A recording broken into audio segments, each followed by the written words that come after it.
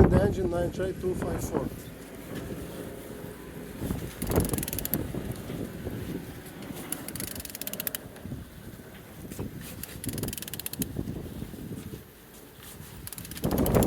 All turning good, all compression complete. On the front, all looks good as you can see. I didn't see any damages. On this side, all looks good.